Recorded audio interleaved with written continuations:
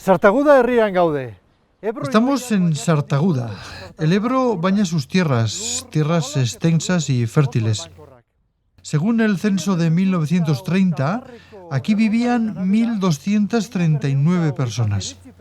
Hoy en día viven alrededor de 1.300, por lo tanto no hay gran diferencia.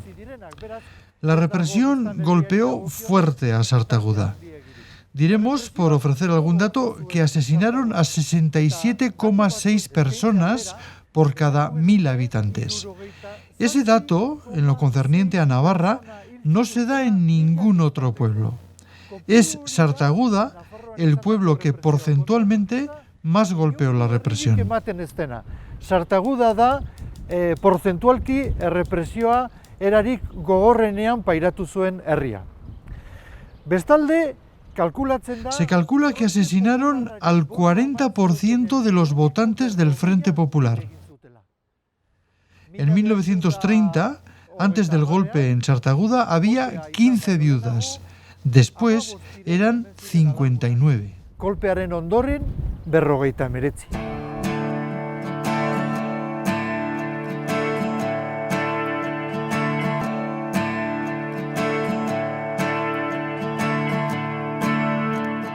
Egunak muineraino dastatu nahi ditugu, baina oharkabean aieku oskatu gaituzte. Alpargatas sin cordones y un traje de mal color trajo Ramiro Torrijos a hacer de administrador. O sea que vino pobre como las ratas. Vino con alpargatas, pero se llevó unos zapatos bien buenos. Tenía 6 años, me acuerdo, que llevaba el bigote retorcido, así. Y le digo, y como iba siempre con mi madre, y le digo, madre, y lleva ese hombre en la boca, que lo llevas así. Y mi madre se echa a reír y dice, ay, es el más matón del pueblo, es el administrador, es el ladrón, bueno. Un tío sacarroño, pero como las cobras del veneno, lo llevaba en las venas. Tenía 7 o 8 criados, tenía lo menos 20 peones y era todo lo que es iglesia hoy. Y el ayuntamiento era la casa de él, el lado, todo para adentro. Todo ese territorio era lo del administrador. Y él pues tenía los criados y tenía una egua para recorrer, porque el pueblo era todo de él.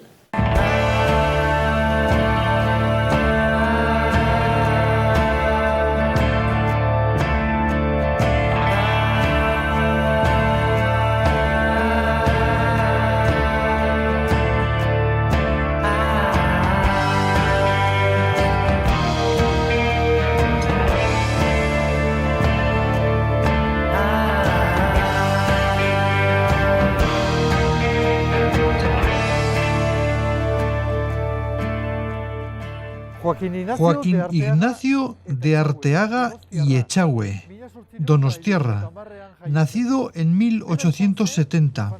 Él era el duque del Infantado, el 17º duque. Toda Sartaguda le pertenecía, las tierras, las casas, todo era de él. Para gestionar las propiedades nombró un administrador, Ramiro Torrijos. Él era el administrador del duque. Debido a la manera de gestionar del administrador, ocurrieron en Sartaguda todas las matanzas y atropellos. Mientras a algunos ofrecía toda la tierra que le pedían, a otros no les ofrecía nada de nada. El administrador del duque solía arrendar la tierra de una forma absolutamente discrecional. Daba a determinadas personas mucha más tierra que a otras. Y había algunos sectores que no tenían prácticamente ni siquiera acceso a esa tierra arrendada. Entonces ahí se generó una gran conflictividad. El señor administrador, al que no lo quería, Le decía, si ya te guardo 7 pies o 9 pies en el cementerio, no te preocupes, que iba a pedir tierra y le decía que le guardaba para la tumba.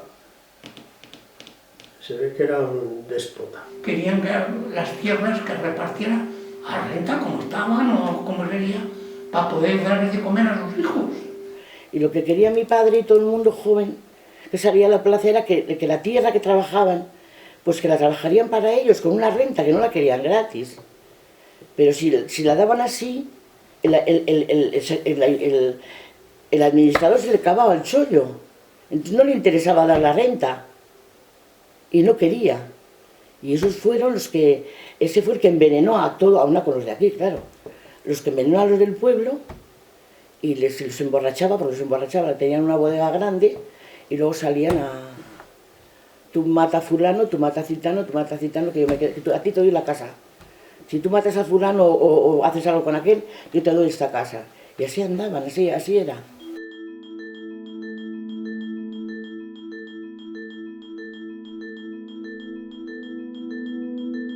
No contemos nada el día de la República. Cómo cantábamos, cómo bailábamos, nos hacíamos nuestras meriendas, de todo. Dice, bueno, con una armonía y una alegría se cantaban muchas jotas. Había habido un posicionamiento de la población en dos bandos.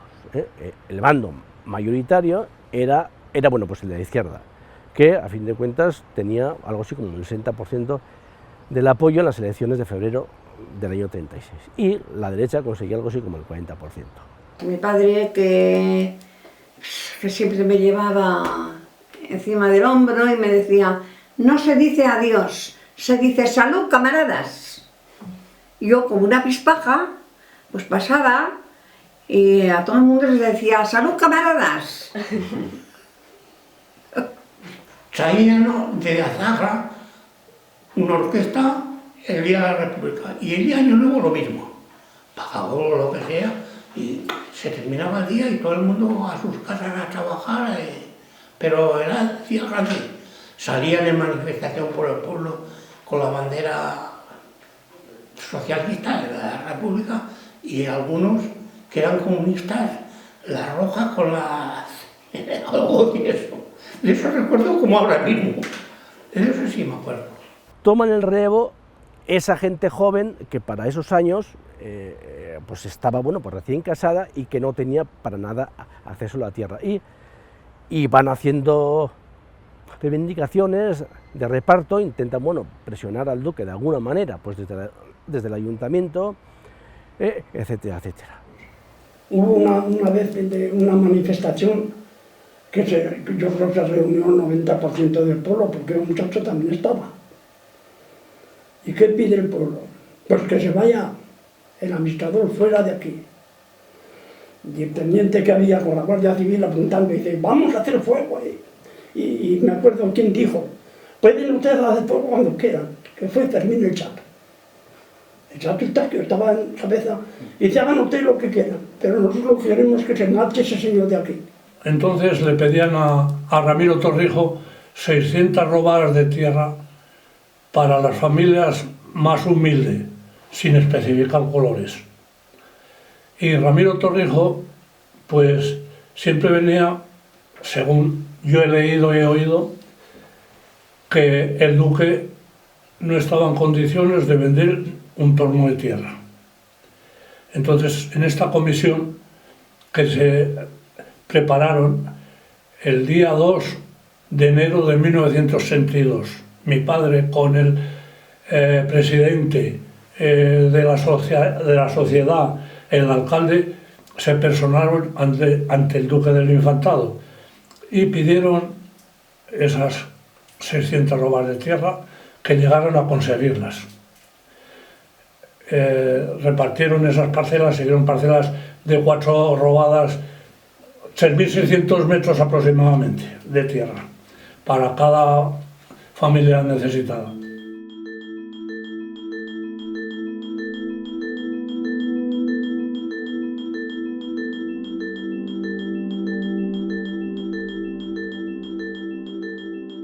Historiak batzutan altxor txikiak usten dizkigu. La historia algunas veces nos ofrece pequeños tesoros. Sartaguda tiene uno de ellos. Andrés Moreno todos los días apuntaba en una libreta lo que hacía y veía. En 1936, desde enero, comenzó a llenar una libreta con todo lo que consideraba relevante.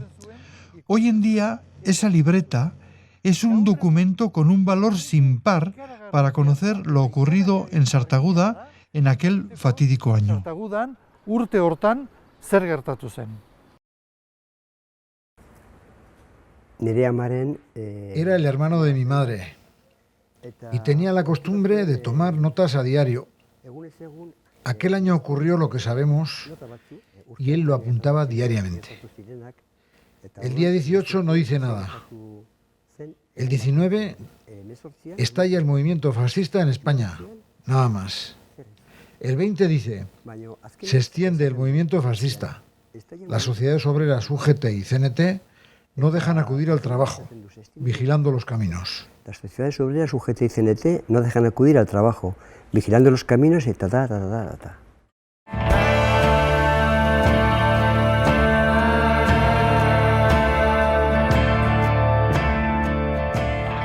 20 de julio. Se ha extendido el movimiento fascista. UGT y CNT no dejan acudir al trabajo. Vigilan los caminos y la carretera lodosa para que los fascistas no entren.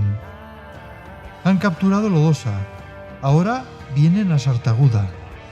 Los del pueblo han tirado el puente y han cruzado carros, pero sin embargo han entrado en el pueblo. Eran las 12. Han tomado el ayuntamiento sin resistencia y la Guardia Civil se ha unido a ellos. Cuando han tomado el ayuntamiento, han gritado «Viva España», «Viva el fascio», «Viva el ejército» y Primo de Rivera.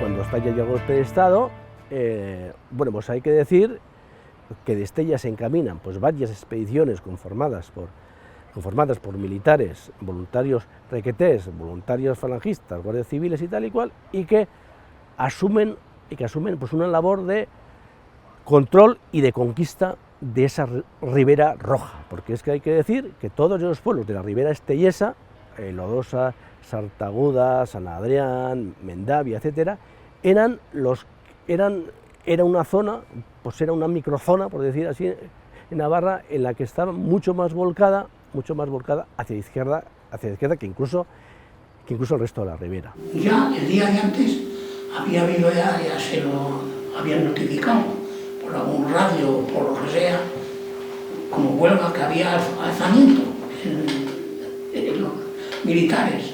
Bueno, la iglesia no puede hablar. Y estábamos en el frontón, un estallido, una bomba, porque pusieron un carro en la carretera ante el Parque de la Memoria para que no saliera nadie. Pero yo no creo que mucho. Se les ocurrió poner 2 o 3 carros allí cruzados y maderos y cosas de contención, porque fíjate, como había barranco luego, pues ellos se pensarían que al llegar ahí no iban a poder pasar, los nacionales. Fíjate tú qué defensa tenían, para que veas qué poquito preparados estaban. Y enseguida entró un camión que entonces no se veía, con 18 o 20 militares que venían de Pamplona. Bueno, aquellos venían ya a lo que venían.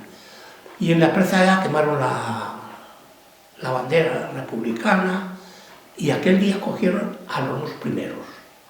No hubo más que eso, la gente corría, se metía en casa, pero los que vinieron pues iban 1, 2 o 3.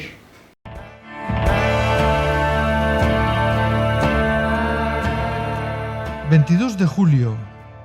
2 parejas de la Guardia Civil con fascistas del pueblo han ido a buscar a los huidos. Se han liado a tiros con las matas y sitios sospechosos.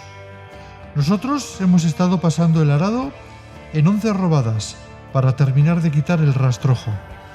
A las 6 de la tarde han vuelto los fascistas, han hecho registros, han robado radios y han quemado la biblioteca municipal y la del veterinario.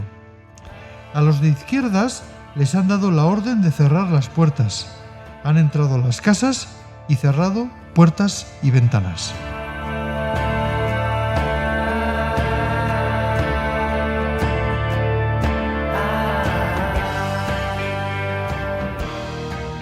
bueno, pues destituyen pues, al ayuntamiento y mucha gente de izquierdas escapa al monte, intenta escapar. Claro, pues hay un gran problema en todos esos sectores de izquierda de la Ribera. Así como la gente pues, de izquierdas de la montaña, como por ejemplo de Alsasua, o de Vera, o de Bazán, o bueno, incluso de Pamplona, consiguió esos días escapar porque tenía Francia relativamente cerca, todos esos sectores de la izquierda de la Ribera no tuvieron esa posibilidad. Algunos lo consiguieron de mala manera, estando meses y meses en el monte, finalmente consiguieron escapar y bueno, consiguieron pasarse pues, a bando republicano. Pero la inmensa mayoría tuvo que estar peregrinando durante semanas, incluso algunos durante meses, por los montes, y muchos de ellos al final fueron capturados y la mayoría fueron ejecutados. Por ejemplo, hay un testimonio de un campesino de Caparroso que cuenta que se juntaron en las Bardenas, y quien conoce las Bardenas, allí en la Bardena no hay absolutamente nada. Estuvieron ahí dando vueltas por la Bardena y tal y cual, más de 1000 escapados. La gente escapó a esconderse a la sierra por ahí, pero claro, al tercer día o al cuarto, como nada habían hecho, pues de que a nosotros no nos van a hacer nada, que no, nada, que es cabachina. Que desde el primer momento, desde el 21 de julio, hay un bando que es un bando aterrador. Es un bando aterrador. Pues los golpistas obligan a la gente de izquierdas a llevar un brazalete identificativo. Y les obligan, si van a salir a trabajar al campo, les obligan a conseguir un salvoconducto visado por las autoridades, y cuando volvieran del campo tenían también que entregar el salvoconducto. También, además, en ese bando les obligaban a que todas las ventanas y a que todas las puertas de sus casas estuvieran absolutamente abiertas. En el caso de que fuera el bando golpista a detener a alguna persona de esas y hubiera el menor conato de resistencia, las represalias que se anunciaban eran brutales. Siempre señalándote así con el dedo, el cura y compañía. No me digas a mí con 10 años que me ponen un brazalete que era comunista, que no sé ni pronunciarlo, entonces sabía lo que era el comunismo. A partir de agosto comienzan las sacas. Hay un par de sacas ya en agosto, en las que asesinan pues, a varios simpatizantes de la izquierda. Mi padre era secretario de la CNT, vendía periódicos y pañuelos para sacar dinero para el partido. Era un obrero que pedía tierra para poder trabajar. Era un trabajador. Bueno, yo lo que me han contado mi abuela, porque yo nací en el 35, yo sabía que mi padre y mi madre eran una familia feliz, obreros pero felices, y que por un ideal pues lo asesinaron. Mi padre estaba a la fresca en la calle y vino la Guardia Civil a llevárselo, y con uno de aquí de Sartaguda que era malo, más que bueno, plumazo, le decían. Entonces, pues vino una vecina que era parienta nuestra y le dijo a mi madre: Jesusa, pero que no te has dado de cuenta que se lleva la Guardia Civil a Martín, a tu marido. Pero ¿cómo? Si mi marido no ha hecho nada. Dice: pues se lo llevan, hija. Cerró mi madre la puerta, nos dejó a eso y se fue a casa de mi abuela Toribia. Y a mi abuela Toribia se la habían llevado ya de casa un hijo con 18 años. ¿Qué mal había hecho?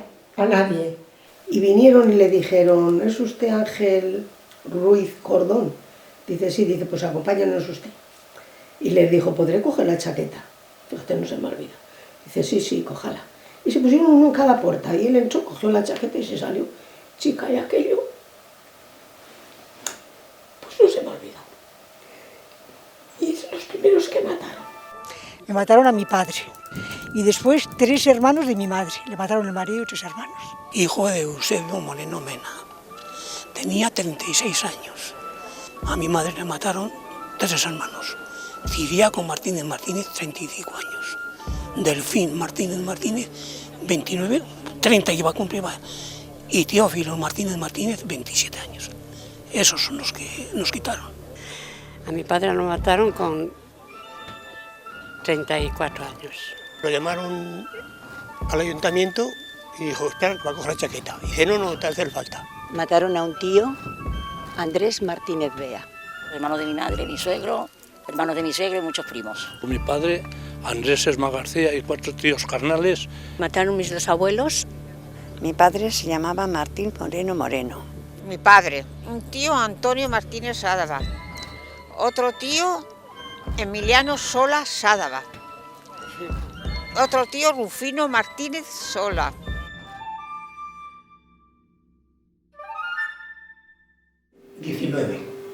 El día de Santiago, os he dicho, hubo una tormenta y se lo llevaron. Y vino, y ya entonces, como un autobús de carabineros, y en ellos lo llevaron a Estella, pensando que... Y en Estella tuvieron 15 o 16 días, y de Estella se lo llevaron a Pamplona. Y en Pamplona, en el mismo año, en el 86, ahora va a hacer 2 años, el día 17 de este mes, San Gregorio, los mataron a todos los de Pamplona. Había en la provincial 17 y 3 en el huerto de San Cristóbal. Los tuvieron unos días en Pamplona y le escribí una carta a mi padre y mi madre, vaya, le escribía, y le metió un hilo negro,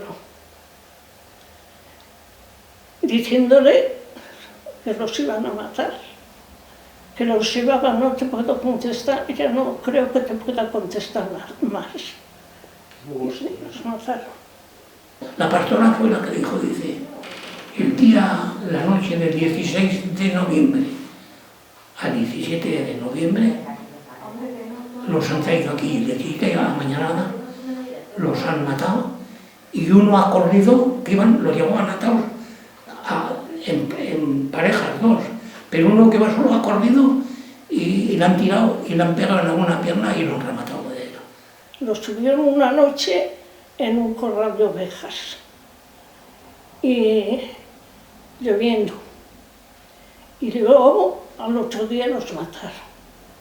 Les dijo, cuando fuimos a por ellos, una señora que había allí, que vivía allá, que era pastora, les dijo dónde estaban. Estaban todos juntos, uno para otro para otro, todos juntos los cadáveres, y el padre Xavier estaba un poco más aparte porque quiso escapar y lo mataron. Y donde lo mataron, lo enterraron. ¿Y quién se acuerda cómo uno, riéndose de ellos además, porque ya metió las ovejas allá, tenía una cabaña al lado y metió las ovejas, que uno hacía como riéndose de ellos, hacía como que los confesaba y el otro salía por la otra puerta y les daba el tiro.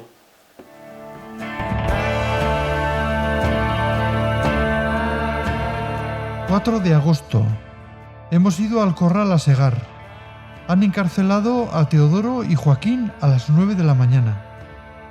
A las 9:30 de la noche se han llevado 3 requetés y 2 fascistas a Julián y a sus 3 compañeros. Los han fusilado camino de Cárcar, a unos 3 kilómetros, a eso de las 11:30. 5 de agosto. Hoy a la noche, en el mismo sitio donde fusilaron a Julián y sus compañeros, han asesinado a 5 de Arnedo. 6 de agosto. Hoy a la noche han fusilado a 7 de Alfaro en el mismo sitio de antes.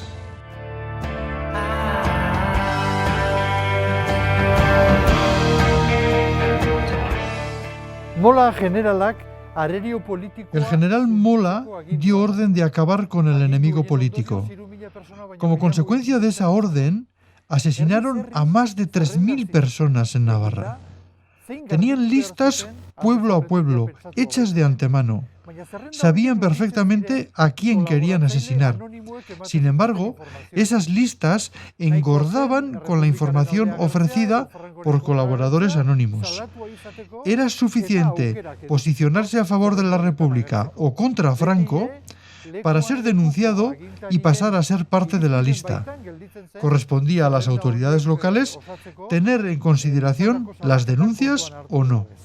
Y ahí los agentes autóctonos fueron primordialmente los dirigentes de las formaciones, de las formaciones políticas, primordialmente del falangismo y del tradicionalismo, esto es por el carlismo, que fueron, a fin de cuentas, los que específicamente desde las juntas centrales radicadas en Pamplona y radicadas también en las capitales de merindad, fueron a fin de cuentas señalando a quién matar y luego también cuándo matar. Finalmente, la selección de los objetivos a nivel municipal radicaba en unas juntas a las que popularmente se les denominaba las juntas de matar, que estaban integradas por lo general por representantes de los carlistas, de los falangistas, incluso pues, a unos otros partidos, y luego también obviamente policías y guardias civiles y luego también militares en el caso de que en esos pueblos hubiera algunos contingentes militares. Toda la limpieza política que hubo en Sartaguda fue absolutamente terrible. Bueno, pues asesinaron prácticamente a la mitad de los jornaleros entre los 20 y los 40 años. Y luego también asesinaron pues, a más del 40% de los votantes al Frente Popular de sexo masculino. Luego también pues hay que decir que algunas generaciones quedaron absolutamente diezmadas, como quien dice. Entonces, claro, al asesinar pues, a los maridos, se pasó de una situación en la que si en el padrón de 1935 había únicamente una mujer viuda de menos de 40 años, en el padrón de 1940 había 40 mujeres viudas de menos de 40 años.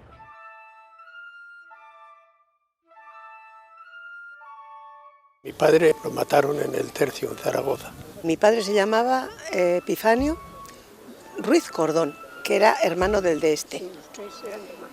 Y mi madre, Aurora Ortega Pérez. Mataron a los 3 hijos de mi abuela. Ángel Mayaeo Álvaro, a mi padre.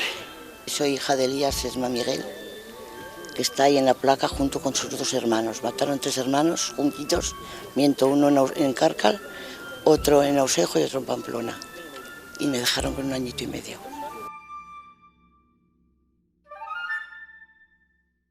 Pero mi madre siempre decía de las familias, de las viudas que se quedaron con 4 y 5 y 6 hijos, pues que las pobres, pues fíjate, necesitaban un apoyo total. Lo que hacía que el apoyo que tenían, comentándose sus cosas y sus penas, las viudas. Se juntaban y pues llorando y lo que no les dejaron llorar cuando tenían que llorar. Porque esa poesía también la dice mi madre. Hay muchas poesías. Cuando nos mataron los maridos no nos dejaron llorar, pues nos decían los matones que nos iban a matar. Y otra muy bonita que dice, el Día de la República la decía. En este panteón tenemos toda la flor de Sartaguda, que por unos ideales están en la sepultura. Y estaban todo el día hablando de lo mismo y todo el día llorando. Todo el día llorando. Íbamos a la escuela y los de izquierdas, una que había que se llamaba Mercedes, que era malísima, derechuza, pero mala, mala, mala. Ibas a la escuela y por lo que sea enseguida te sacaban de rodillas, te hacían poner la mano así y cada palo en las uñas que te devoraban, y siempre los mismos, a los mismos. No sé por qué se tenían que portar así, que éramos todos criaturas de eso. Joder. Porque no podían ni llorar fuera, No podían ni llorar fuera, o sea que tenían que llorar dentro y desahogarse en ellas. Gracias que estuvimos en un barrio que había muchísimas viudas. Ellas se juntaban y eran las psicólogas, unas de unas y otras de otras, claro, eso era.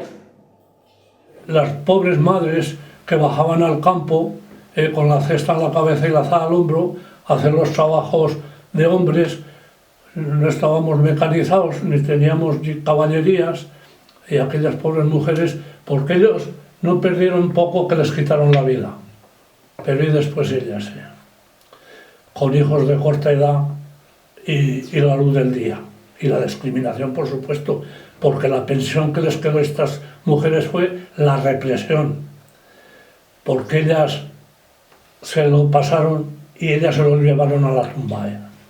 Sí, a mi madre le dieron 3 frascos o 4, ya no sé, de aceite resino.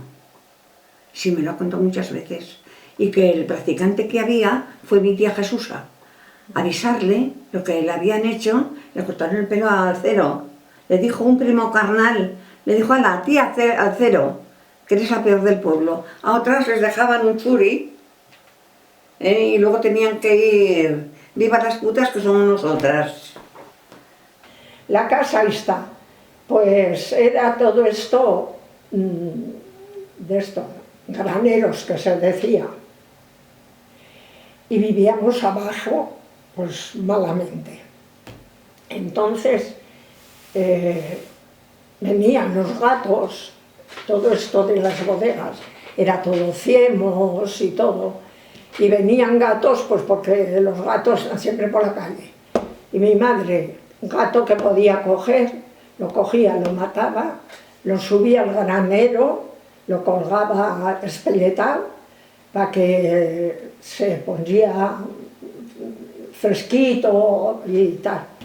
Pero al otro día lo ponía a guisar y ¿qué aceites? Si no había, con agua, con un casco de cebolla y eso, guisaba el gato, y a comer gato. Ahora me mandan a mí comer gato y la verdad, si tendría que comerlo por fuerza, pero que no nos falte la comida en la mesa. Es lo único que hoy se puede decir. Y cuando unas bajaban, claro, se juntaban con unas y luego subía otro grupo. Y cuando pasábamos delante de mi madre y las que bajaban a por agua de la parte de izquierdas, pues decían las otras, así está el trigo, luego lo vamos a segar, que los iban a matar. Y mi madre, cuando llegó un día cara a cara de ellas, que dijo, alguna pasa por delante de mí me estufea como los gatos. Y la guardiesa cuando subió se lo contó al marido. Y mi abuela vivía donde está la casa de cultura, un sitio que hay hundido lo he quitado, que al lado de Jorge, ¿sabes qué te estoy diciendo? De Jorge y la... Bueno, ahí vivía mi abuela. Y mi madre vivía aquí enfrente de la Almama. Entonces mi madre me había dejado en casa de mi abuela para bajar a por agua. Cuando me fue a buscar, con unos echarpes grandes que había que se rodeaban el cuerpo para llevar a la criatura, mi madre llegó a la plaza y según mi madre venía de casa de mi abuela hacia la plaza, el guardia se le iba acercando y cuando llegó donde ella, le dio 2 hostias, que dijo, no he sentido daño, he sentido vergüenza de que estaban todos la camarilla alrededor y qué carcajadas, porque a mi madre le había pegado. Y le dijo, y como no te calles, esa que llevas en brazos la voy a dejar sin padre y sin madre, porque te voy a pegar un par de tiros en la plaza. Echas polvo. Se metían en la cama, mira, mi madre dormía. Tenía en una habitación 2 camas, no había más. Y nos tapaba con una cazadora, que decimos ahora, y entonces, que tenía mi padre. No había mantas, como ahora, ni esto, ni... ¡Buah! Madre mía de mi vida. Pues a llorar. Y nosotros, los de frío, el uno con el otro, recostándose, mal. En todo, hijo, mal, muy mal. Yo sé que mi abuelo decía a mi madre, decía, tú, María, que se llamaba, me sacarás los nietos adelante. Si hubiera sido al revés, que se hubiera quedado un hijo y a ti te hubieran matado. Muy difícil que un hombre saque 6 hijos adelante. Y así fue. O sea que, dentro del dolor, reconocía que una madre saca a los hijos mejor que los padres. Eso, mi abuelo, estando todos pequeños, claro, porque llegaba a estas fiestas de Navidad eso, y bueno, para recordar todos llorando y hostias, y me acuerdo que mi abuelo le decía a mi madre eso. Venían por las ventanas 4 sinvergüenzas y pegaban de noche. Jesúsa, abre la puerta que te traemos lo que necesitas. Mira, yo en qué oía, mi madre los ponía a parir, eran todos a hacerle burla a mi madre y a unas vecinas de allí frente y todo. Y mi madre los trataba de hijos de puta, de todo, que eso. Mira, yo en qué oía, la ventana pegar, me tapaba con la poca ropa que teníamos en la cama. ¡Buf! Al otro día me llenaba de granillos, de la mala de eso. Pasaron un poco serios. Subió mi madre un día, que esto era todo graneros, y subió y cogió una loba de la ventana, ¡pum!, le dio a uno y le rompió la muñeca. 26 de julio. Hoy a la mañana hasta el mediodía hemos estado segando en la peña. Desde las 11 hasta la 1, Gabriel, Eusebio, Antonio, Daniel, Jesús Moreno, Emiliano Benito, Martín Moreno, Juan Pellejero y Simón García han sido detenidos y llevados a la cárcel. A la noche los han metido en un camión y los han llevado a Estella. Viene tormenta grande, tormenta y rayos impresionantes, mucha lluvia y fuerte viento. El pueblo ha quedado a oscuras.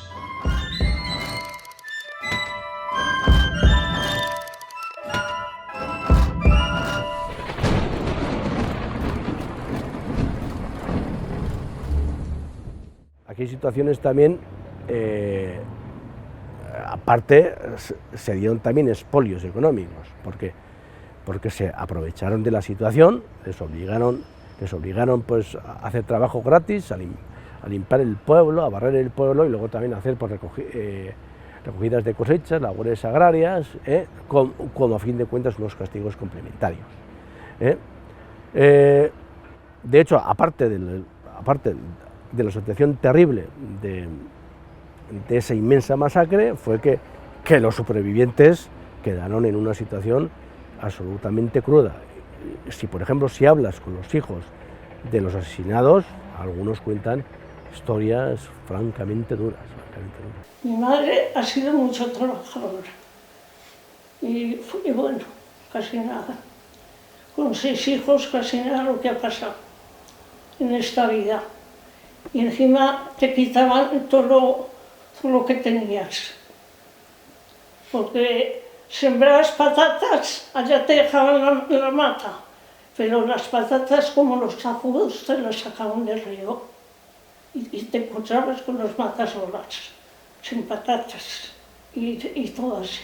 Se llevaban todo, fruta y todo lo que pescaban. Un día estaba mi madre en casa de mi abuelo y le llamaron que habían echado la puerta para atrás y habían entrado y nos estaban robando todo. Aún fue mi tía Jesusa también, una hermana de mi madre. Se llevaron justamente que habían llegado un pedido y de jamones y mi tía le dijo, oigan, que aquí tienen un jamón empezado. Dice, ese para ti, gran puta. Te lo metes por... Pues iba, le decía Nati, 20.000 pesetas de multa por ser republicanos. Y mi abuela decía, pero si no tengo, no pasa nada. Una yegua a la plaza, a pública subasta. Entonces le subastaran, pero solo quedaban todos los de derechas. Así, tenía 2 yeguas o 3, hasta eso. Y hasta que la dejaron peladas, sin nada. Y un día la llamó la bolería a mi abuela y le dijo que tenía que pagarle dinero, ya no tenía ya nada para quitarle. Y entonces le dijo mi abuela, pero si no tengo nada más de así, y le dijo, pero tienes hijas jóvenes. Sartagudako alargunok gara eta gure antzinako gara urrunetatik gatoz. Urtetean zehar ibiltzen joan gara eta gure oroitzapenen aztarnak jarraituz onaino iritsi gara. Horregatik, gaur paseatzen zaitugu, kale berberetatik, eta plazaraino ekartzen zaitugu. Ez dugulako ahazten plaza hontan lurra eskatzen genizula eta zuk guda batekin erantzun zenuela. Bizitzeko baliabideak eskatzen genizuen besterik ez.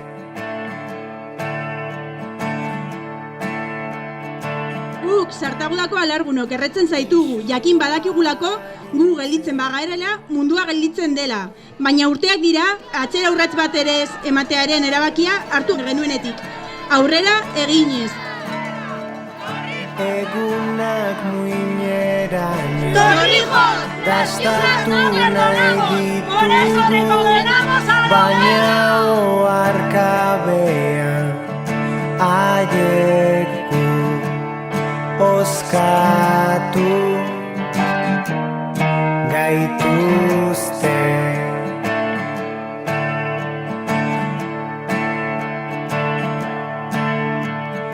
Pisua arintzeko oroipenak erantzi eta presarik gabe aieku biluztu gaituzte.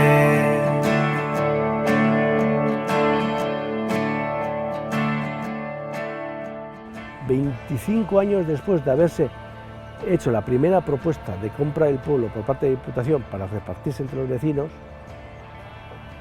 80 y pico asesinados mediante, y finalmente la Diputación acomete esa adquisición del pueblo y ese reparto.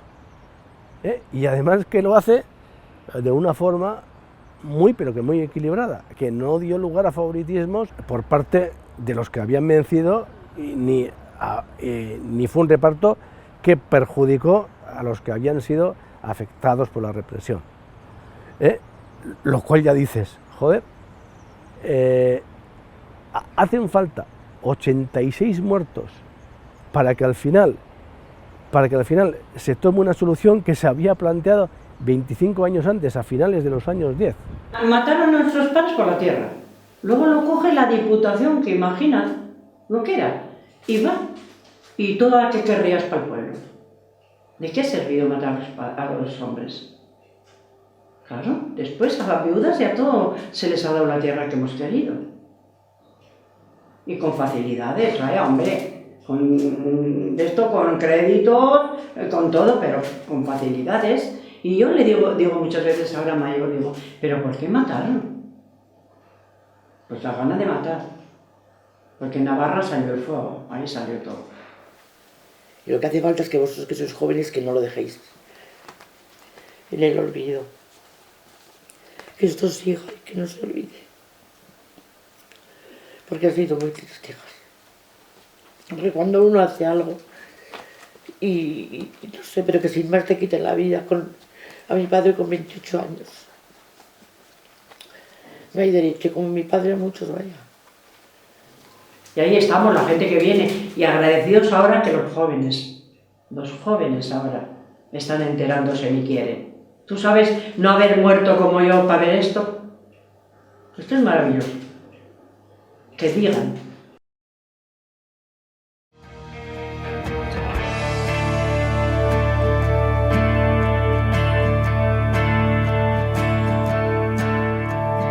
Burua ez galtzeko kantu bila jo dugu nahi izan dutenean haiek nu aurkitu gaituzte.